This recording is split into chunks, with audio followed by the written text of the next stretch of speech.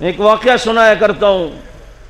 طبہ نام کا بادشاہ یمن کا، اس کا بیٹا مدینہ منورہ کسی کام سے آیا اور قتل ہو گیا۔ اس وقت مدینے کو یثرب کہتے تھے۔ یہ ہمارے نبی کے آنے سے بہت پہلے کا واقعہ ہے۔ اب اس طبہ نے مدینے کو صفحہ ہستی سے مٹانے کا ارادہ کیا اور وہ ہاتھیوں کا لشکر لے کے چلا۔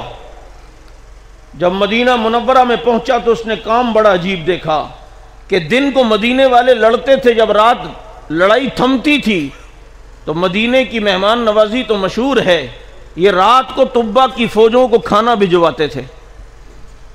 وہ کہتا تھا یہ عجیب قوم ہے، وہ کہتے ہمارے مزاج میں مہمان نوازی، اب اتنے دور سے آئے ہو، گھر تو تمہارا نہیں ہے، لڑنے آئے ہو تو دن کو لڑیں گے، رات کو تو ہمارے مہمان ہونا، کھانا تو کھلائیں گے۔ اب یہود کے کچھ علماء طبہ کے پاس آئے، کہا کیا چاہتے ہو؟ کہتے ہیں میں اس ملک کو، اس شہر کو مٹا دوں گا۔ کہا تو نہیں مٹا سکتا۔ کہا کیوں؟ میرے پاس فوج ہے، ہاتھی کے لشکر ہیں۔ یہود کے علماء نے کہا طبہ سن، یہ ہماری کتابوں میں لکھا ہے کہ اس شہر میں ایک نبی نے آنا ہے اور ہجرت کر کے وہ نبی اسی شہر میں آئے گا۔ جس شہر میں آخری نبی نے آنا ہو اس شہر کو باقی رہنا پڑے گا، تو نہیں مٹا سکتا۔ طبہ کے دل میں نبی کی محبت آ گئی۔ ابھی نبی آئے نہیں، نبی کا عشق طبہ کے دل میں گھر کر گیا۔ طبہ نے میرے نبی کی شان میں اشعار کہے۔ البدایہ میں ابن کثیر رحمۃ اللہ علیہ نے یہ اشعار لکھے ہیں۔ طبہ نے کہا شہدت علی احمد انہ من باری النسمی، میں اس احمد پہ ایمان لایا جو باد صبا بن کر آئیں گے۔ فلو مد عمری الی مدہ لکنت وزیرا لہ وابن عمی، اگر میری زندگی میں وہ نبی آئے میں اس نبی کا سپاہی بنوں گا، وزیر بنوں گا، چچا زاد بھائی بن کے رہوں گا۔ وجاہدت بالسیف اعداءہ وفرجت عن صدرہ کل غم، میں اس نبی کے سینے سے سارے غم نکالوں گا، میں اس نبی کے دشمنوں سے تلوار سے مقابلہ کروں گا۔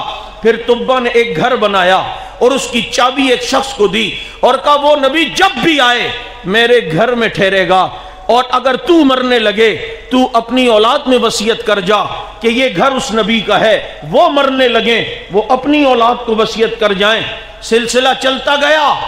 ایک دن پھر وہ آیا کہ آمنہ کی گود میں، عبداللہ کے گھر میں، عبد المطلب کے آنگن میں، جب وہ خاتم النبیین سراجم منیرہ آسمان کا چمکتا ہوا آیا۔